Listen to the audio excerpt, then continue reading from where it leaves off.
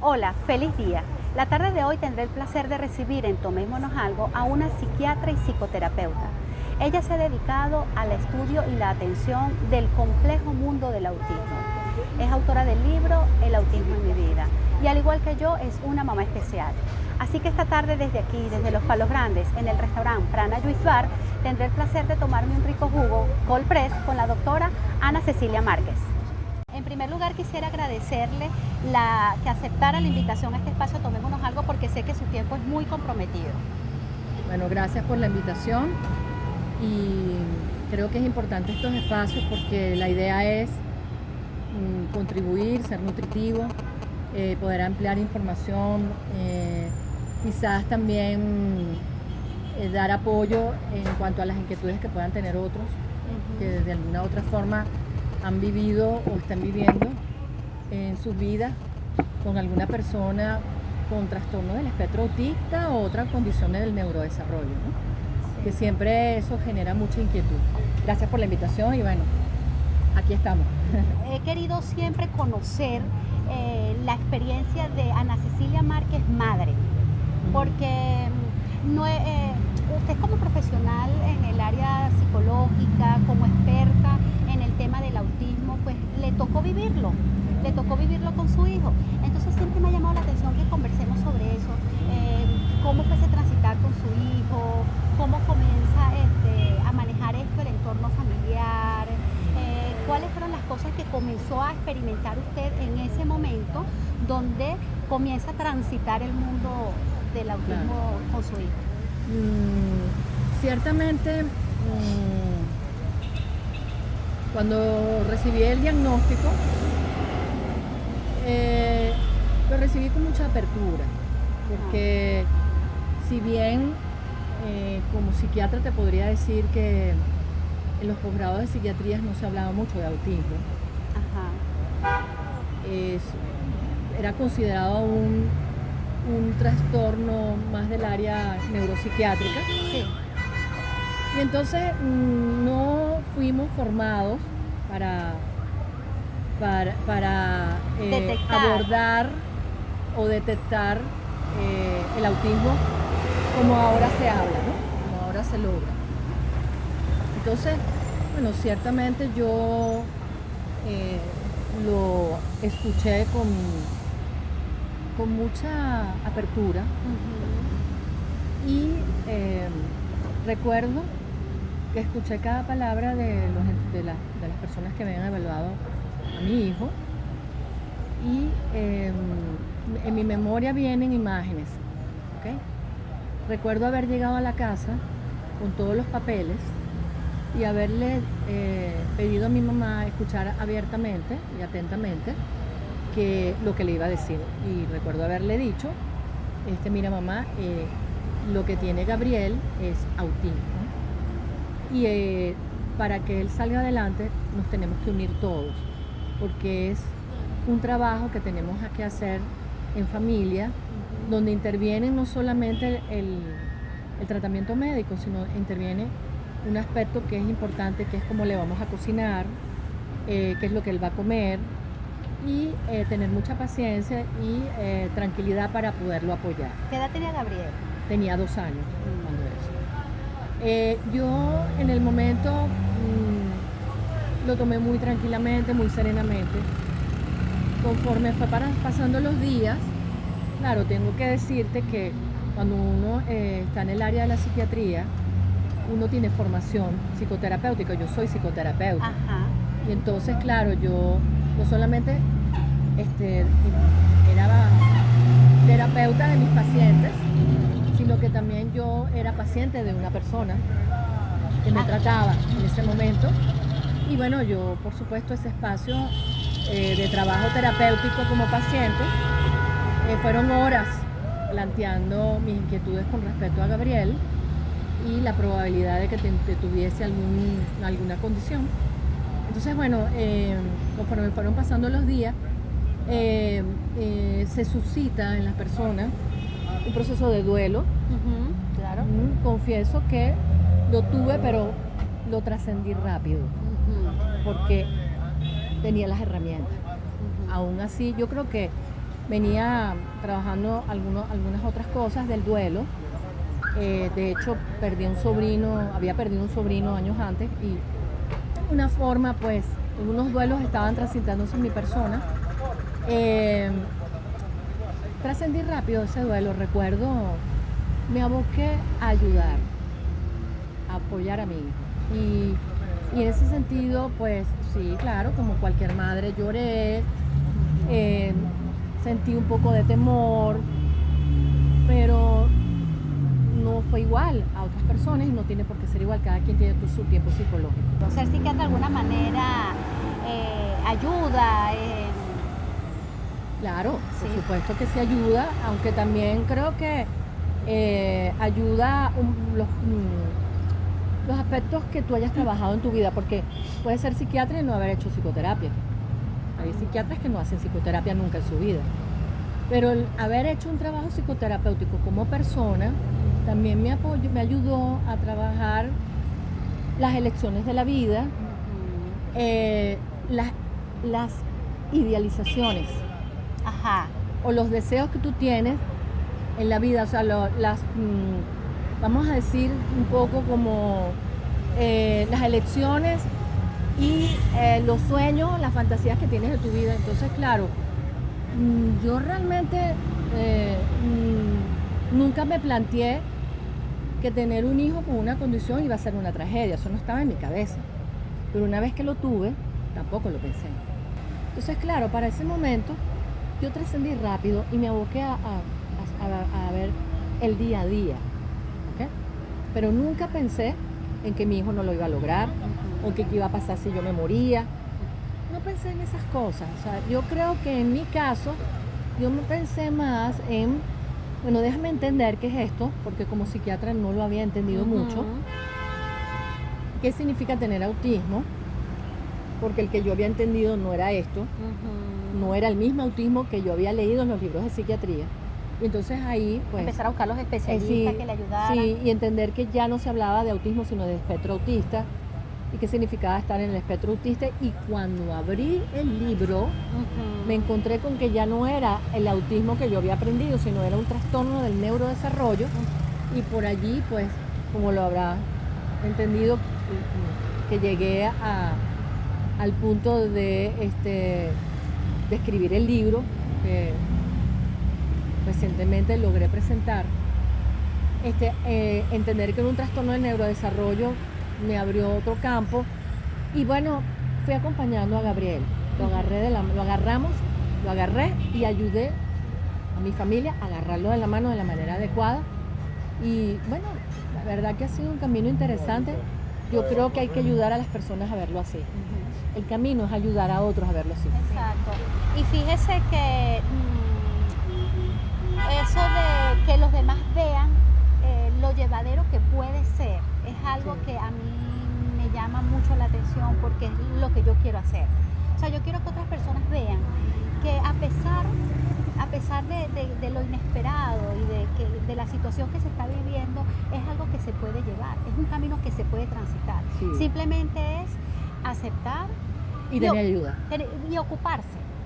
Porque nada hacemos angustiando y preocupándonos si no nos ocupamos. Y ocuparte pasa por una serie de cosas que forma parte de la conversación que quiero que tengamos, claro, doctora, porque ocuparse es mucho. Fíjese, ya ha pasado todo este proceso, que ya el proceso de duelo, ya la familia lo acepta, todo el mundo se incorpora. ¿Cómo fue en el caso de Gabriel con el sistema educativo? Porque ese es un punto muy débil, doctor, sí, y muy frágil. Débil. Pero sí he conocido y he escuchado de casos que, bueno, muy duros, doctora. O sea, que el colegio, una manera dura de decirle a esa mamá, mira, lamentablemente no, es que te lo tienes que llevar, no hay manera, ¿no? Entonces, ¿cómo fue en esa experiencia de ustedes?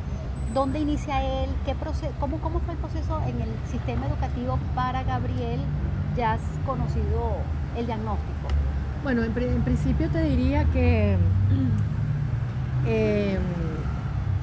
voy a echar para atrás, porque lo más difícil es no tener ayuda familiar.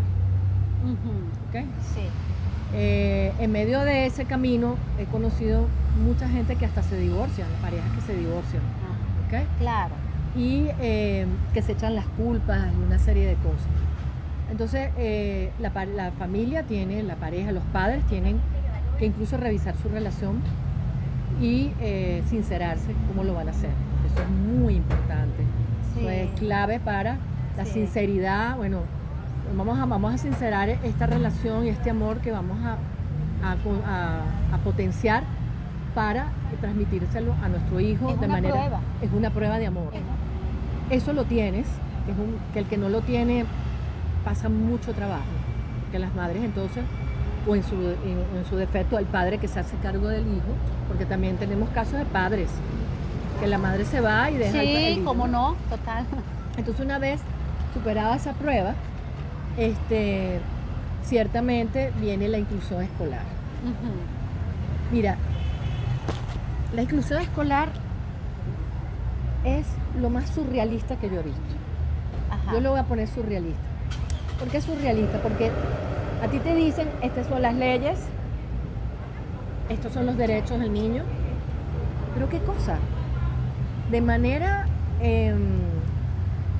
¿cómo diríamos? Escandalosa, se cumple exactamente lo contrario. Y entonces excluyente, o sea, la ley y los derechos del niño te dicen una cosa y de manera descarada se cumplen las demás. No fui la excepción, Ujú. ¿ok? Viví de manera descarada lo que es la exclusión de Gabriel y sobre todo las explicaciones que obtuve de eso fueron aún más descaradas. Tuve todo en mis manos para denunciar muchos colegios, ¿sabes? Sí. Y tuve mucho en mis manos para hacerlo, pero para ese momento no estaba muy claro en algunas leyes que ahora están más claras. Sí. Ahorita están mucho más claras. Y entre mi ejercicio profesional y lograr esa inclusión, tuve que decidir entre invertir energía para ese paso legal o encontrar el espacio, y tomé la decisión y bueno, ciertamente dije en algún día lo voy a decir y lo pude escribir. Pero te voy a decir algo, mi hijo fue incluido, el problema no fue preescolar, el problema fue el paso a la primaria. A básica. Sí, y el primer paso a la primaria, primero que todo, él había sido promovido al primer grado, porque él estuvo en un preescolar que sí hacían una inclusión y lo ayudaron muchísimo, pero cuando lo fui a escribir en primer grado, lo hicieron repetir el tercer nivel en un colegio donde supuestamente había inclusión, pero el manejo, además de malo, inadecuado, lamentable, como un colegio que tenga una trayectoria y que maneje tan mal la inclusión, es una cosa que tú dices, ¿qué es esto? Eso es lo surrealista, porque se supone que si hay leyes y usted tiene experiencia y usted dice que tiene un colegio de inclusión y lo que hace es mandarme mensajes de exclusión, tanto que se le prohibió ir a un paseo. Hasta eso llegaron. Entonces, bueno, dado ese escenario, me aboqué a buscar el colegio donde iba a estar, porque el requisito para escribirlo al siguiente año escolar era que le pusieran un tutor. Ajá. ¿Ok? Y yo ya había leído, ya yo había entendido, no se puede tener un tutor dentro de un salón tanto tiempo. Se usa para la parte adaptativa, o sea, para lograr la adaptación del niño. Ajá. Y resulta que lo dejan allí todo el año escolar. Entonces, la teoría no dice eso. Y a mí me llama la atención que los educadores y todas las personas que estudian la materia saben que eso es así, pero en la práctica aceptan lo contrario. Entonces, primero un doble discurso. Un doble discurso, claro. Una doble moral y una falta de profesionalismo y una falta de ética. Y una cosa que me preocupa, que han hecho adaptaciones de las teorías Sí. a su manera Ujú. y a su conveniencia. Y en ese sentido, pues el tutor se ha regularizado. Estoy hablando del presente. Para ese momento no estaba tan, digamos, no estaba tan regularizado como ahorita, pero ya era una propuesta al cual yo no acepté porque no estaba de acuerdo, y si me iba a la teoría y a los resultados de lo que habían escrito estas teorías y a sus resultados en sus centros, pues yo dije, pues no va a ser de esa manera, va a ser como yo sé que funciona. Y estuve buscando colegio tras colegio, casi 15 colegios creo que visité. Me tiraron puertas en cara, incluso me dieron cupos que después me dijeron que no, que ya no tenían. Y paré de cortar. Esa experiencia la cuento yo en el libro, por cierto. Pero te voy a decir algo. Hice un ejercicio de tolerancia a la frustración, porque es muy duro, Eso es una de las partes más duras. ¿ok? Una parte más Es dura. la parte más dura porque cuando ya al niño le toca esa etapa de que tiene que integrarse, sociabilizar, estar con sus pares, Claro, y que desde los mismos adultos, doctora, claro. no hay la sensibilidad, es No muy hay. duro. Sí. Y esa etapa de escolaridad es fuerte, es contradictorio con lo que dice la ley, es Sí. contradictorio con tantas teorías Muy contradictorio. que se hablan, se dicen y no se terminan de ejecutar. Y estamos Sí. hablando tanto del sistema público como del privado. Y te voy a decir algo. El tutor tanto tiempo produce dependencia y no le da al niño la posibilidad de sentir autonomía.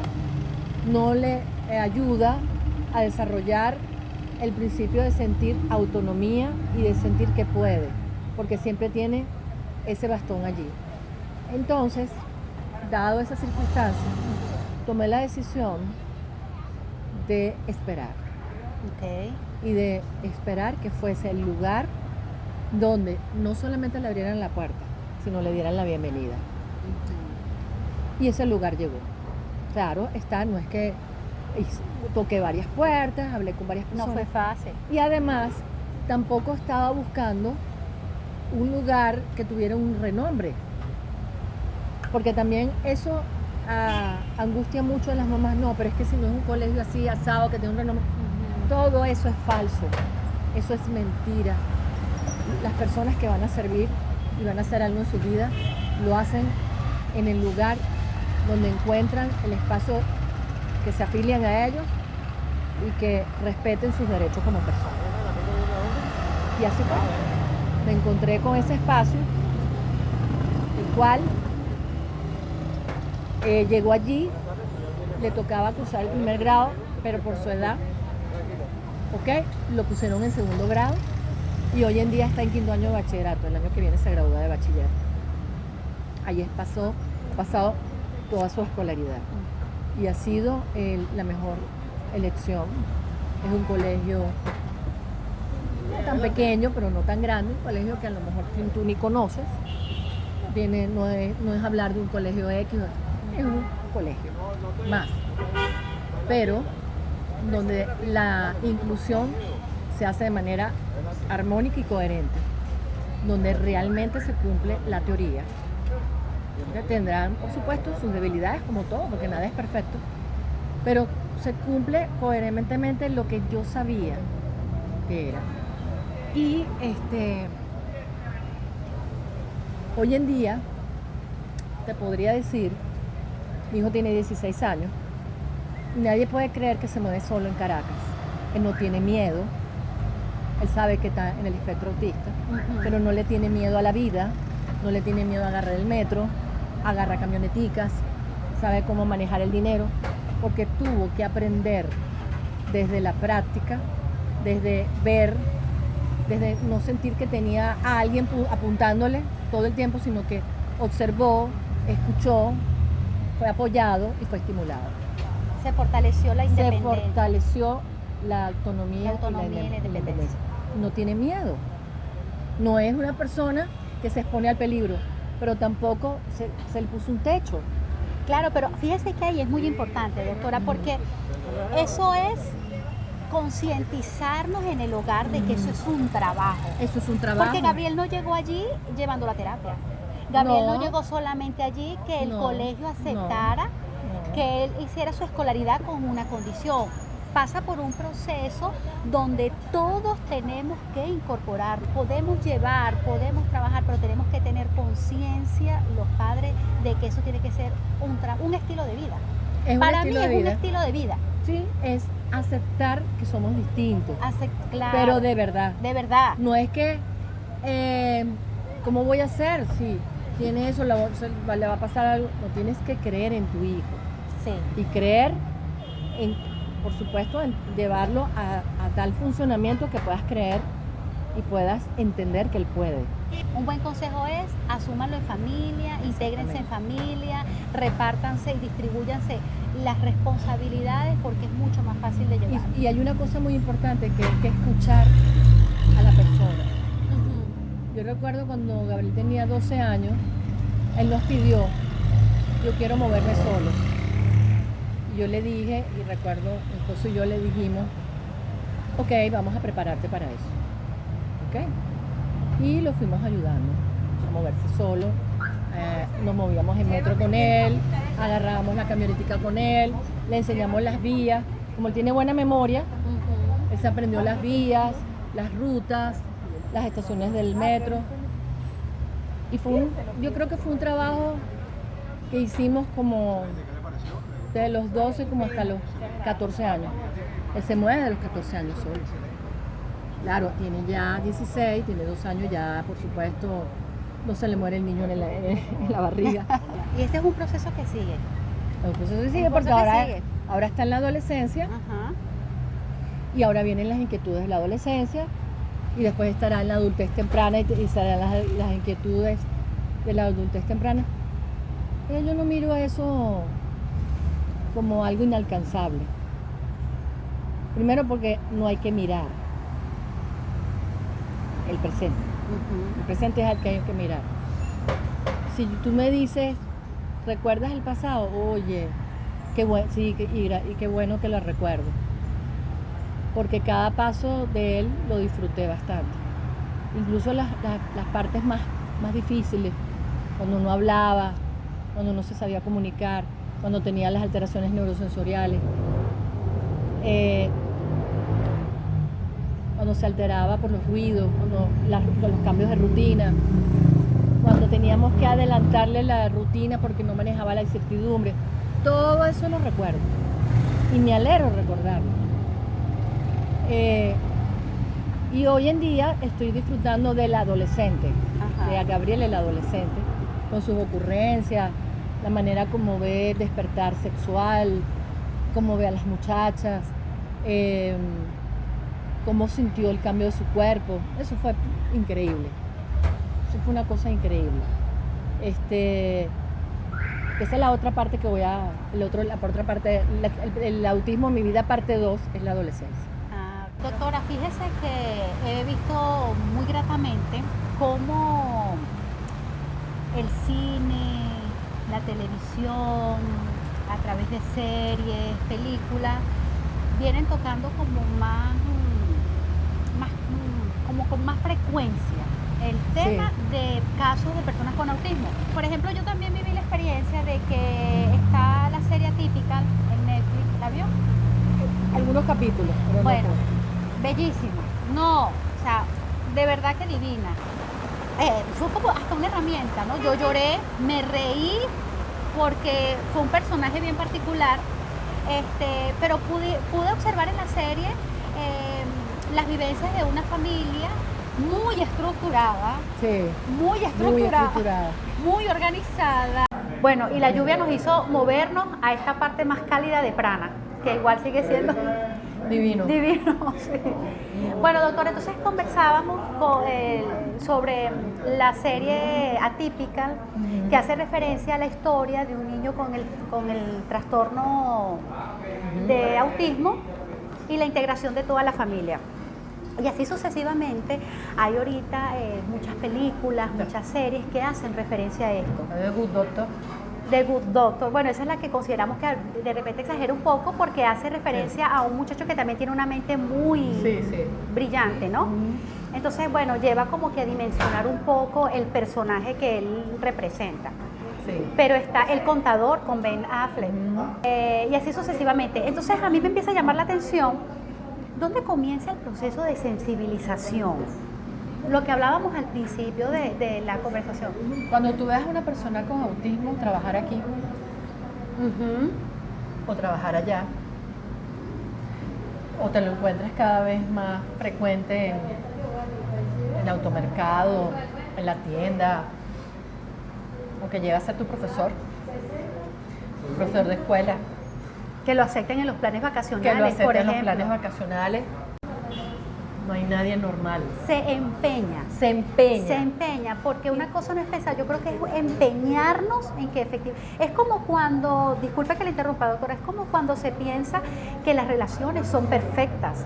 Cuando el esposo cree que su esposa, perdón, es perfecta, y cuando la esposa también piensa que el esposo es perfecto y que la casita es perfecta y que todo tiene que funcionar muy bien. Asimismo nos vemos como seres humanos.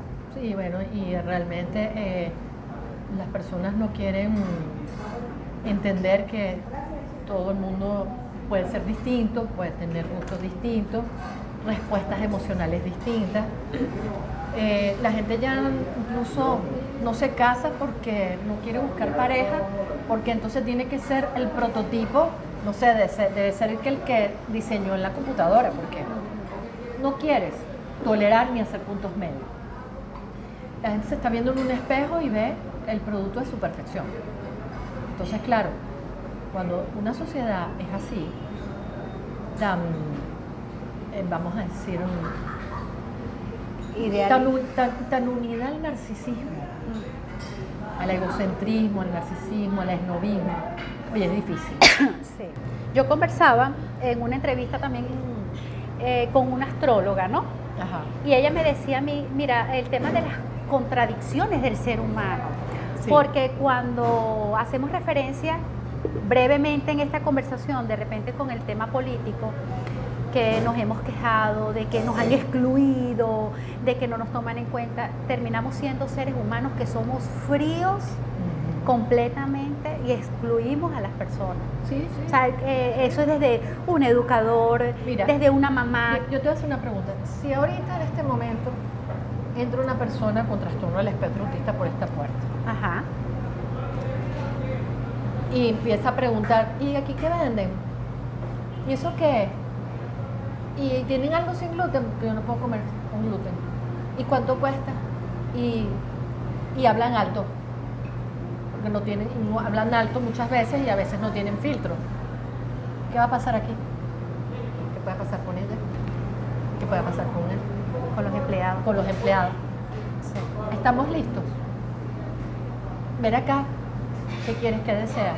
No, porque es que yo no sé si pero de esto, no, eso no tiene gluten, no, ¿qué es? A lo mejor el muchacho sabe o no sabe si esto tiene gluten. ¿Qué es el gluten? Bueno, que no tiene trigo. Ajá. No, esto no tiene trigo. Ajá, ¿y cuánto cuesta? Es que no sé si lo puedo comprar, porque es que no sé si tengo la plata completa. Pero dame algo que no cueste tanto. ¿Cuántas de esas personas que están allí pudieran atender a esa persona? Pudieran abordar y dar respuestas a sus necesidades. ¿Están listos?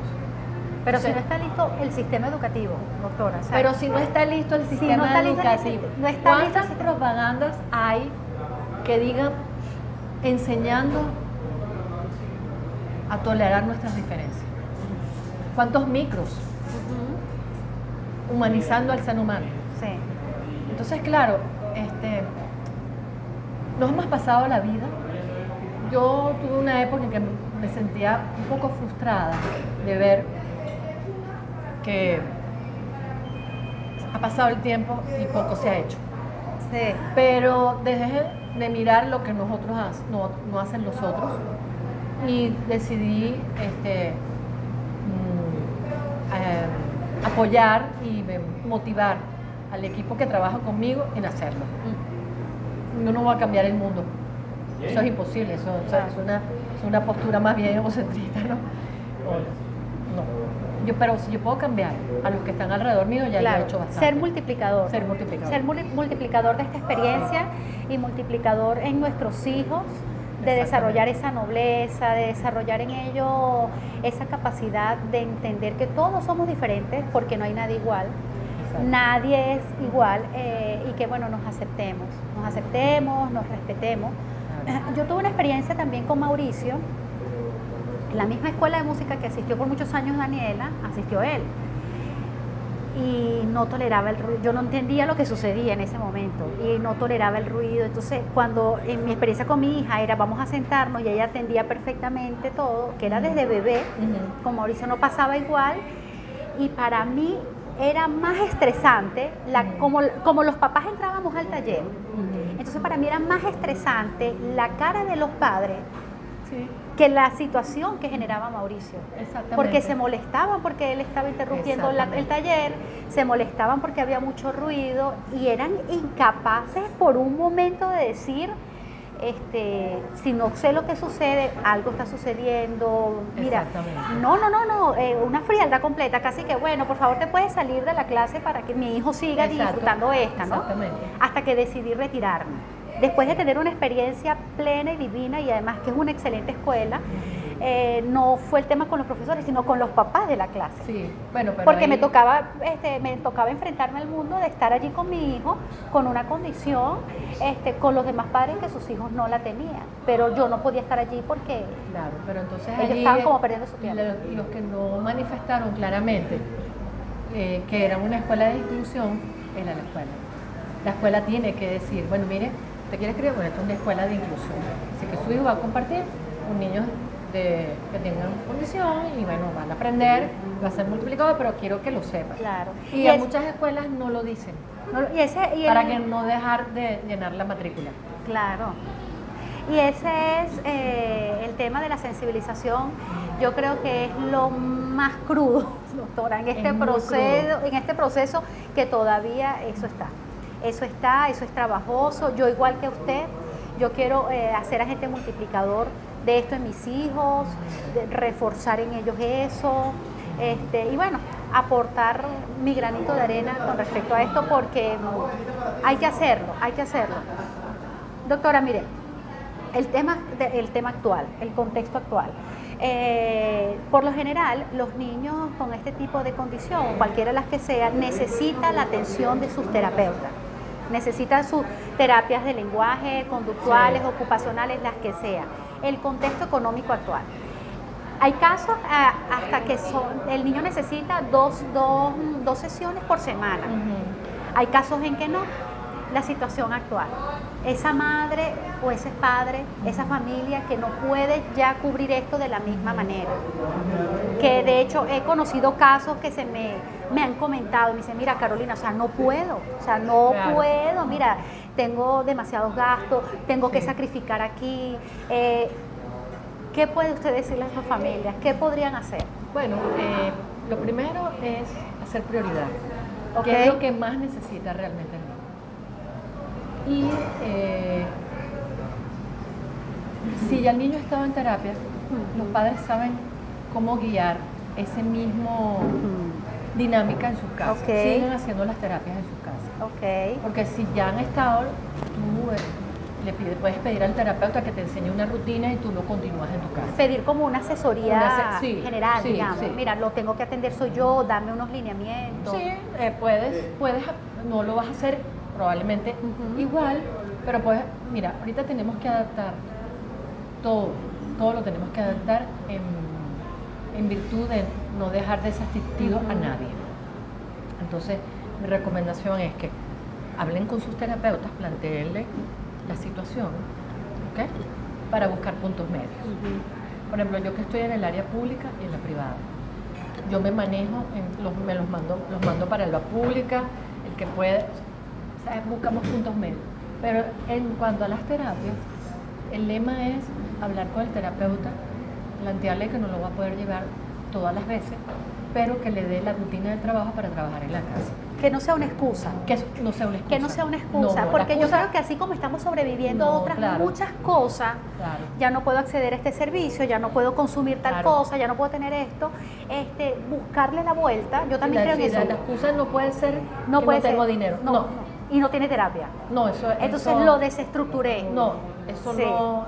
Mira, primero, si tú eres mi paciente y tú me dices, yo no me puedes pagar y tú estás bajo mi tratamiento, mi deber es darte una respuesta y ver dónde te voy a ubicar. Yo no te puedo dejar en el aire. Eso lo tienen que saber todos los profesionales. Yo no puedo dejar a nadie en el aire porque tú no tengas dinero. Eso no es ético, no es ético, no es humano. Pero más allá de eso, si eres un buen profesional, eso no es ético. Tienes que poder lograr, cómo hacer y dar otras alternativas. Exacto. Doctora, fíjese, aunque la idea no es conversar de elementos muy teóricos y técnicos, yo sí quisiera cerrar con algo que es sumamente importante, y es el trastorno del neurodesarrollo es un abanico de condiciones, una distinta a la otra. Sí. Y entre esas está el autismo, por Sí. nombrar una, está el trastorno del déficit de atención e hiperactividad, está el trastorno específico del lenguaje, cualquier cantidad. Muchas madres, como en mi caso, nos sucede que el primer diagnóstico es espectro autista, pero no deja de ser cierto que hay elementos y características en los niños que tienden a confundir porque son similares los rasgos. Se parece mucho. Igual mi experiencia, el proceso de duelo es igual tienes que pasar por ese proceso, debes aceptarlo, y debes asumirlo y comenzar a trabajar en función de ello. Pero sí, ¿qué es el deber ser? ¿A dónde efectivamente debe acudir un padre? ¿Por qué está pasando esto con tanta frecuencia en tal caso, doctora? Que hay diagnósticos confusos, no sé, o sea, ¿por qué sucede esto? O sea, también el psicólogo es frágil en eso de tratar de escudriñar en cada caso y determinar, mira, este sí está dentro del espectro autista, no. Igual hago relevancia en que el caso tiene que atenderse igual. Sí, claro. Son las mismas terapias, es la misma dieta, es la Claro. misma estructura, son las mismas restricciones. Bueno, hay varias preguntas ahí que me están haciendo. Fíjate, son 6 diagnósticos. Ajá.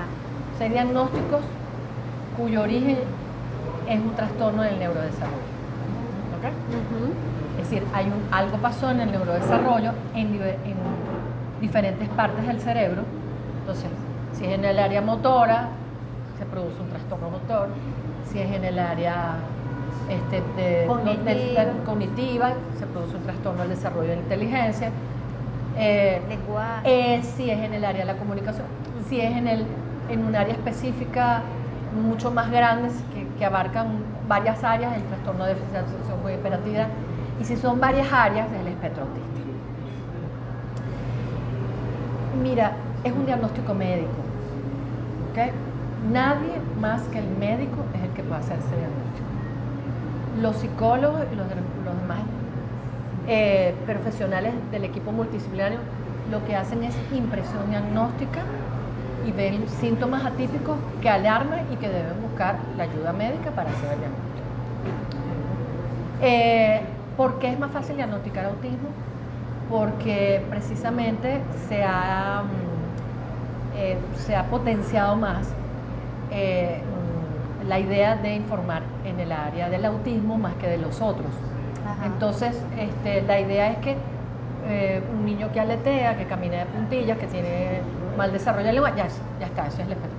El espectro autista es un trastorno muy heterogéneo, pero lo que sí es cierto, que es ineludible, es que tiene 3 criterios, y si el criterio A está sin el B, no puede ser autismo.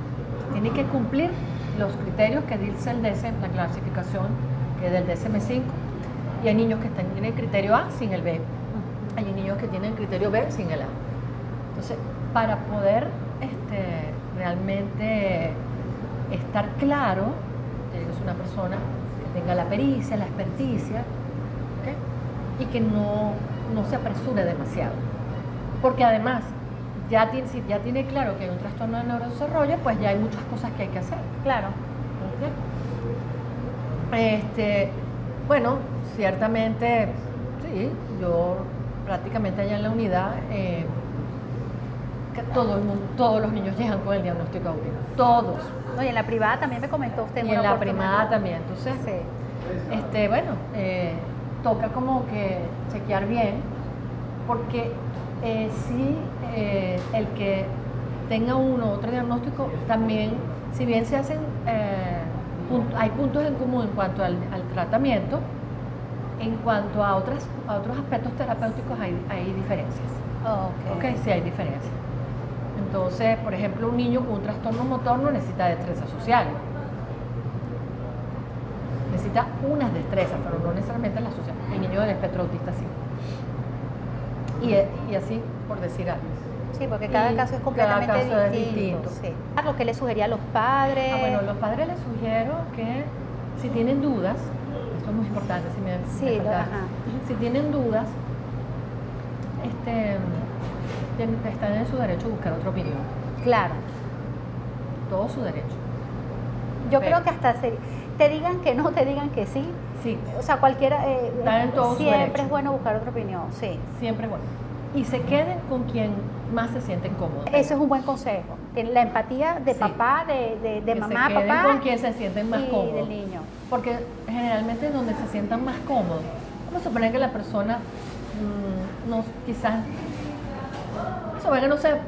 no sea el que más sabe, pero sabe algo que no sabe mucha gente, sí. Que es ser gente. Sí. Y eso es muy importante. La empatía. La empatía es importante. El ponerse en los zapatos del otro, el poder acompañarte, el darte una palabra de aliento. Mira, eso vale más que vamos a suponer que todos los posgrados. Sí, todos los posgrados. Sí, definitivamente. La empatía porque este es un trabajo de sensibilización. Sí, sencillamente. Es un trabajo de sensibilización. Entonces yo creo que donde se sientan más cómodos, se queden con eso. Perfecto. Bueno, doctora, nuevamente le vuelvo a agradecer. Bueno, sí, porque ya está esperando para comerme el otro. Ya no lo vamos a comer. No sé si quiere dar sus redes, aprovechar cómo la pueden contactar. Bueno, tengo Instagram, que es @CeciMardú, Ceci con C, ¿ok? Ceci Mardú. Tengo el Facebook, que es Ana Cecilia Márquez. Mi correo, anaceciliamardú@gmail.com. Y ya, creo que eso. Tengo Twitter, @Ceci1964. Chévere. Por ahí me pueden contactar. Bueno, muchísimas gracias y espero que sigan viéndonos a través de Tomémonos Algo. Muchísimas gracias.